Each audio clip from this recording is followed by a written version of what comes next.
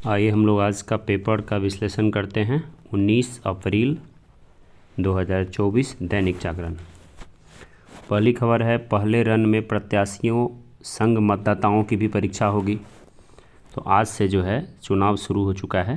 पहले चरण का मतदान आज होगा और इसके बारे में दिया गया है। उसके बाद है बढ़ता मतदान।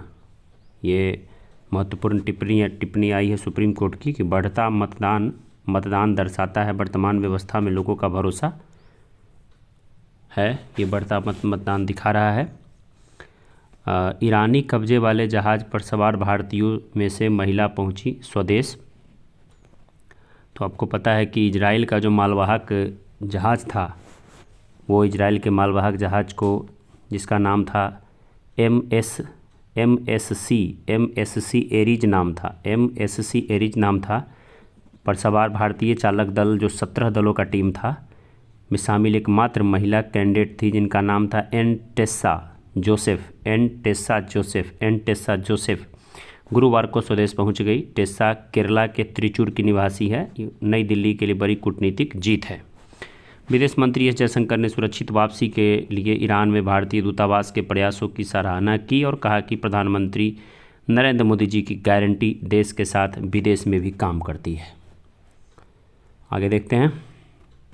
जयशंकर ने पोस्ट किया कि ईरान में भारतीय दूतावास का शानदार कार्य, खुशी है कि टेस्सा जोसेफ घर पहुंच गई। मोदी की गारंटी देश या विदेश हमेशा काम करती है। विदेश मंत्रालय ने बयान में कहा कि तेहरान में भारतीय दूतावास और ईरानी सरकार के प्रयासों से भारतीय कैंडिडेट टेस्सा कोचीन अंतर्राष्ट्रीय हवाई अड्डे पर उतरी। कोचीन के क्षेत्रीय पासपोर्ट अधिकारी ने उनका स्वागत किया। टेस्सा जोसेफ ने भारत सरकार का आभार जताया। जहाज़ को जब्त किए जाने के मद्देनज़र विदेश मंत्री एस जयशंकर ने रविवार को अपने ईरानी समकक्ष विदेश मंत्री अपने एस जयशंकर साहब हैं, उन्होंने अपने ईरानी समकक्ष जो है, ठीक है, उन्होंने ईरानी समकक्ष हुसैन अमीर अब्दुल्लाहियान से फ़ोन पर बातचीत किया। चालक दल के 17 भारतीय सदस्यों की रिहाई पर मुद्दा उठाया और दोनों नेताओं ने पश्चिम एशिया में मौजूद स्थिति पर चर्चा किया और तनाव से बचने के महत्व पर जोर दिया। कोचीन हवाई अड्डे पर जोसेफ की सुरक्षित लैंडिंग के बाद विदेश मंत्रालय के प्रवक्ता रणधीर जायसवाल ने एक्स पर पोस्ट किया, एन टेस्सा जोसेफ घर लौट आई। ईरान में भारतीय दूतावास ने ईरानी अधिकारियों के सहयोग से उनकी वापसी सुनिश्चित किया। तो बहुत बड़ी रणनीतिक जीत है भारत सरकार की। आइए देखते हैं सुप्रीम कोर्ट की महत्वपूर्ण टिप्पणी। वीवीपैट का ईवीएम से 100% मिलान का मामला कोर्ट में सुरक्षित रखा फैसला। ये बहुत बड़ा एक, जैसे जिस ऑर्गेनाइजेशन ने ये जो इलेक्ट्रल बॉन्ड का मामला उजागर किया था, उसी ऑर्गेनाइजेशन ने ये जो वीवीपैट में आपका समझते कि कुछ सेकंड के लिए बस आपको दिखाता है आप किनको वोट देते हैं, पूरी तरह से क्लियर नहीं हो पाता। इस पर एक सुप्रीम कोर्ट में याचिका डाला गया था और इस पर सुप्रीम कोर्ट की महत्वपूर्ण सुनवाई हुई है। आइए ये खबर भी हमें देखना पड़ेगा, अच्छी खबर है। तो इस खबर को देखा जाए। थोड़ा सा मैं इसको पतला कर लेता हूँ, ज़्यादा बड़ा है। तो आइए देखते हैं, ठीक है। तो ईवीएम में हेरफेर की आशंका जताते हुए वीवीपैट का ईवीएम से 100% मिलान, ठीक है। इस खबर को देखा जाए। एक मिनट। ईवीएम में हेरफेर की आशंका जताते हुए वीवीपैट का ईवीएम से 100% मिलान की मांग पर सुप्रीम कोर्ट ने गुरुवार को याचिकाकर्ता से कहा कि हमारा सिस्टम अच्छे से काम कर रहा है, देश में मतदान प्रतिशत भी बढ़ रहा है और यह लोगों के विश्वास को दर्शाता है। वीवीपैट मतदाताओं को दिए जाने की दलील पर कोर्ट ने कहा कि क्या इसमें मतदान की गोपनीयता प्रभावित नहीं होगी। अब मान लीजिए कि आपने किसी पार्टी को वोट दिया और वीवीपैट का पर्ची आपके हाथ में दे दिया, तो बाहर निकलिएगा, आप सपर तक रहिएगा बीजेपी का और आरजेडी वाला घेर के मार देगा। आरजेडी का सपोर्टर रहेगा तो बीजेपी वाला आपको घेर के पकड़ के देख लेगा, आपके हाथ में रहेगा। तो पूरा जो मतदान का जो गोपनीयता है प्रभावित होगा। इस पर जो याचिका डाली गई थी, उससे सुप्रीम कोर्ट की महत्वपूर्ण टिप्पणी आई, हम लोग जानते हैं। कोर्ट ने विदेश के उदाहरण पर कहा कि यह मत सोचिए कि विदेशी भारत से ज़्यादा उन्नत है। इस दौरान चुनाव आयोग ने ईवीएम और वीवीपैट मशीनों के रखरखाव से लेकर मतदान व मतगणना की प्रक्रिया का ब्यौरा देते हुए कहा कि सिस्टम फुल प्रूफ है, इसमें कोई हेराफेरी नहीं हो सकती। सुप्रीम कोर्ट ने बहस सुनकर अपना फैसला सुरक्षित रख लिया। जस्टिस संजीव खन्ना और जस्टिस दीपांकर दत्ता की पीठ गैर सरकारी संगठन ADR, देखिए यही संगठन जो है इसी ने वो भी मामला उजागर किया है, बीबी वो जो अभी था इलेक्ट्रल बॉन्ड का, ADR और अन्य कुछ याचिकाओं, ADR है संगठन का नाम, क्या है ADR, और कुछ अन्य की याचिकाओं पर सुनवाई कर रही थी। याचिकाओं में वीवीपैट का EVM से 100% मिलान कराने या फिर बैलेट से चुनाव कराने की पुरानी व्यवस्था लागू करने की मांग की गई थी। सुनवाई के दौरान कोर्ट ने गुरुवार को भी बैलेट से चुनाव की मांग फिर नकार दी और कहा कि उन्हें याद है कि बैलेट से वोट के वक्त क्या क्या होता था, वही लूटपाट होता था, बूथ कब्जा करना। याचिकाकर्ताओं द्वारा EVM और वीवीपैट पर बार बार संदेह जताए जाने पर टिप्पणी करते हुए शीर्ष कोर्ट ने कहा कि हर चीज़ पर संदेह नहीं जताया जा सकता। चुनाव आयोग ने कुछ अच्छा किया है तो उसकी सराहना भी की जानी चाहिए। हर बार आलोचना करनी अच्छी बात नहीं है। हर चीज़ पर अत्यधिक संदेह करना एक समस्या है। कोर्ट में याचिकाकर्ता ADR संस्था, कौन संस्था है, ADR की संस्था की ओर से बहस कर रहे वकील प्रशांत भूषण ने कहा कि आपने जो मुद्दे उठाए हैं उसका चुनाव आयोग की ओर से स्पष्टीकरण किया गया है। मतदाता को चुनाव आयोग द्वारा दिए गए स्पष्टीकरण से संतुष्ट होना होगा।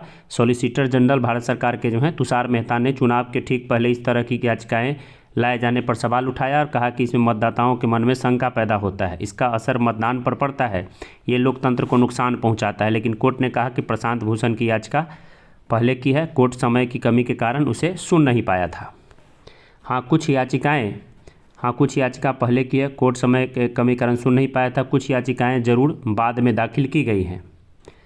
लेकिन मेहता ने यह कहा कि कल किसी सुनियोजित आलेख के लिए तैयार रहिए। इस पर जस्टिस खन्ना ने कहा कि लोगों को इंटरनेट मीडिया पर अपनी राय पोस्ट करने की स्वतंत्रता है और वे ऐसा कर सकते हैं।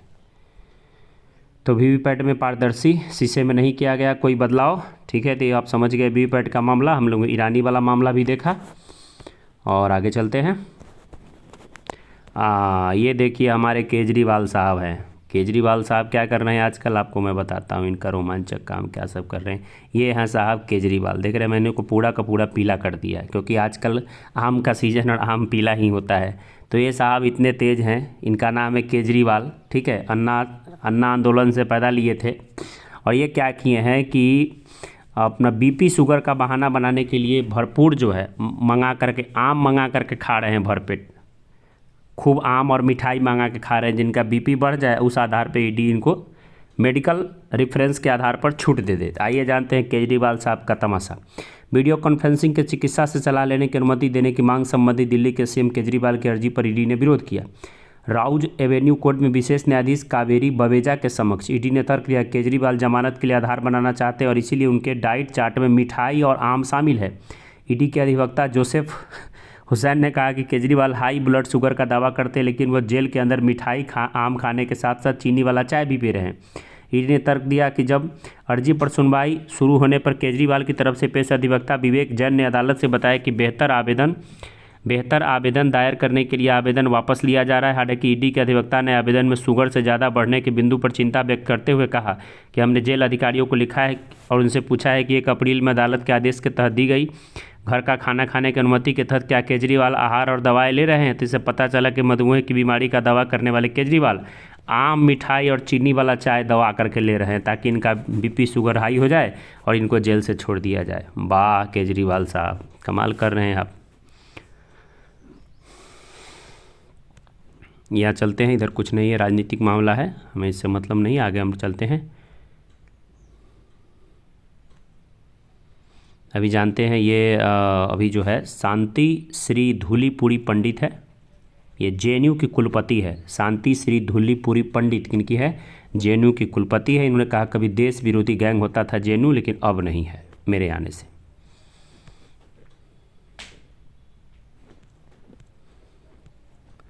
आगे चलते हैं।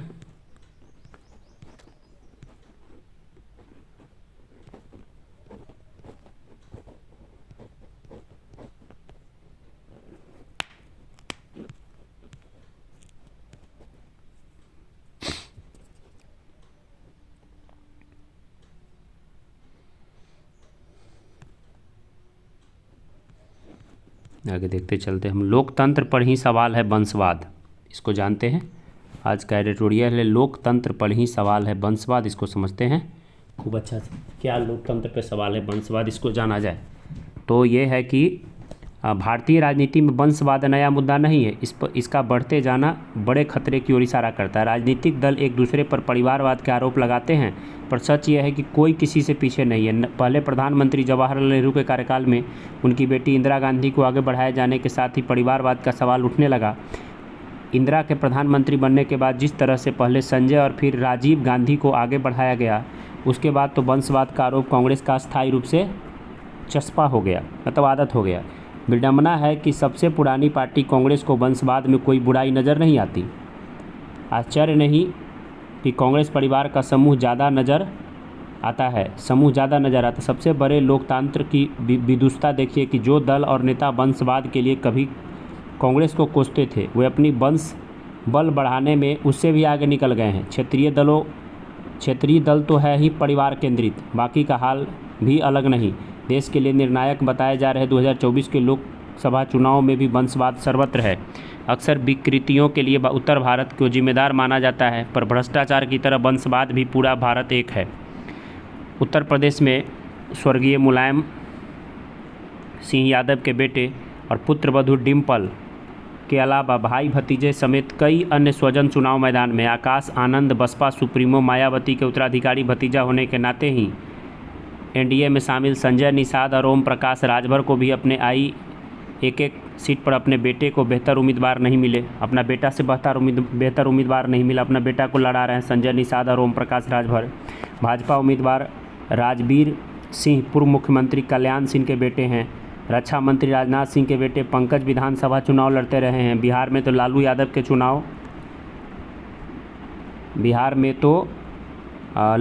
के चुनाव लड़ने वाले परिजनों की बढ़ती सूची में इंडी पर ही सवालिया निशान लगा दिया है। चिराग पासवान की पहचान रामविलास पासवान का बेटा होना ही है। एक ऐसा सामाजिक न्याय है जो परिवार से आगे नहीं देख सकता।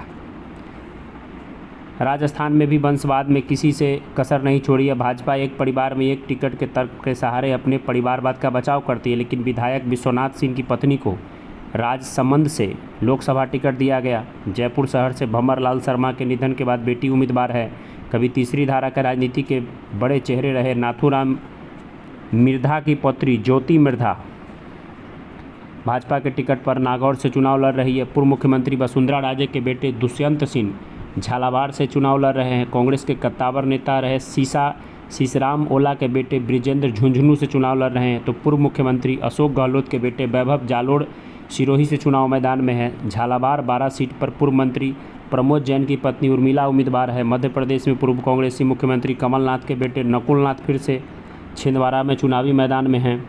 तो सीधी से पूर्व मंत्री इंद्रजीत पटेल के बेटे कमलेश्वर चुनाव लड़ रहे हैं। विधायक अभय मिश्रा की पत्नी नीलम रीवा से उम्मीदवार है। हिमाचल प्रदेश के मंडी में कांग्रेस के प्रदेश अध्यक्ष प्रतिभा सिंह के बेटे विक्रमादित्य को उतारा गया है। हमीरपुर से भाजपा प्रत्याशी अनुराग ठाकुर पूर्व मुख्यमंत्री प्रेम कुमार धूमिल के बेटे हैं। तो चंडीगढ़ के उम्मीदवार संजय टंडन भी पंजाब के पूर्व मंत्री बलराम दास जी टंडन के बेटे हैं। दिल्ली में बांसुरी स्वराज को सुषमा स्वराज की बेटी के नाते ही भाजपा का टिकट मिला है। हरियाणा में रतन लाल कटारिया के निधन के बाद उनकी पत्नी बंतो को अंबाला से टिकट मिला है। बंगाल के मुख्यमंत्री ममता बनर्जी के उत्तराधिकारी माने जा रहे भतीजा अभिषेक डायमंड हार्बर के चुनाव लड़ रहे हैं। तो शुभेंदु अधिकारी के भाई सोमेंटू अधिकारी कांथी से भाजपा उम्मीदवार हैं। महाराष्ट्र में खुद वंशवाद के सहारे आगे आए उप मुख्यमंत्री अजित पवार अब अपनी पत्नी सुनेत्रा को भी चुनाव लड़ाने जा रहे हैं। तो मुख्यमंत्री एकनाथ शिंदे का बेटा भी फिर चुनाव लड़ रहा है। भाजपा उम्मीदवारों में पीयूष गोयल, रक्षा खड़के, पंकज मुंडे, सुजय विखे पाटिल समेत अनेक नाम परिवारवाद का देन है। कर्नाटक में कांग्रेस में कम से कम 9 मंत्री समेत दर्जन भर नेताओं के रिश्तेदारों को टिकट मिला है, जिन मुख्यमंत्री सिद्धारमैया जनता की मांग बता रहे हैं। मल्लिकार्जुन खड़गे अपने बेटे प्रियांक के कर्नाटक में मंत्री होने के बावजूद दामाद राधा कृष्णन को गुलबर्गा से चुनाव लड़वाने का मोह नहीं छोड़ पाए हैं। उप मुख्यमंत्री डीके शिव कुमार के भाई सुरेश बेंगलुरु ग्रामीण से चुनाव लड़ रहे हैं। भाजपा के वरिष्ठ नेता के.एस. ईश्वरप्पा ने अपने बेटे को टिकट न मिलने पर पूर्व मुख्यमंत्री बी.एस. येदियुरप्पा के बेटे बी.वाई. राघवेंद्र के विरुद्ध निर्दलीय चुनाव लड़ने का ऐलान कर दिया है। येदियुरप्पा के दूसरे बेटे बी.वाई. विजयेंद्र विधायक के साथ कर्नाटक भाजपा अध्यक्ष भी हैं।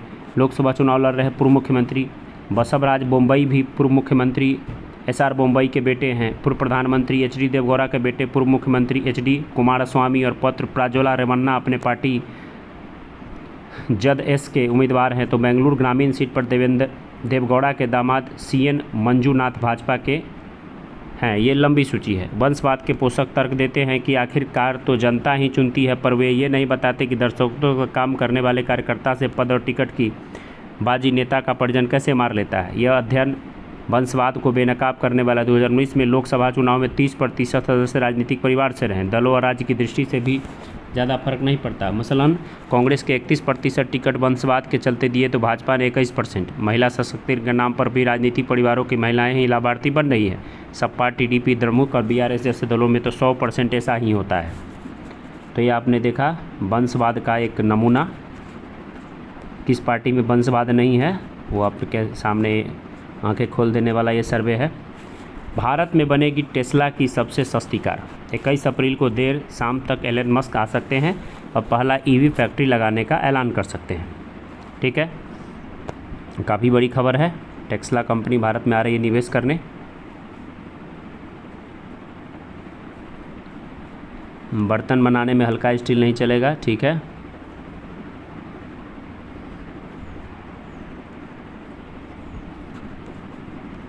ईरान इजराइल की लड़ाई में रफाह में बहेगा रक्त। ठीक है, तो ये ईरान इजराइल की लड़ाई अभी रुका हुआ है, कभी भी हो सकता है।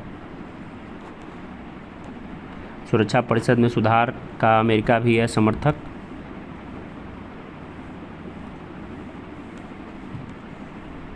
इंडोनेशिया में माउंट रुआंग ज्वालामुखी में विस्फोट हो गया। इंडोनेशिया में माउंट रुआंग ज्वालामुखी में विस्फोट हो गया है।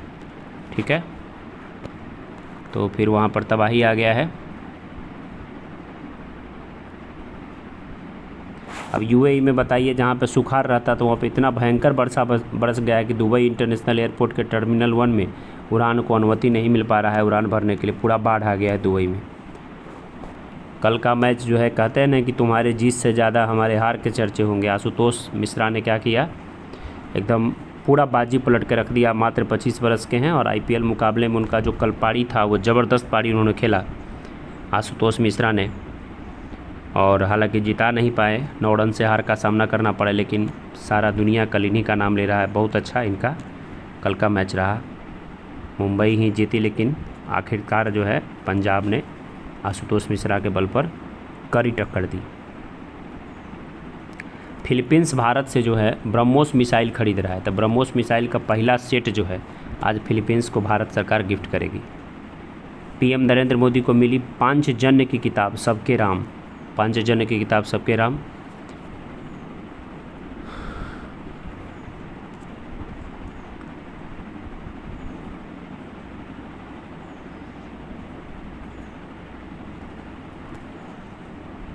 चलिए, तो ये रहने देते हैं, कंप्लीट हो गया।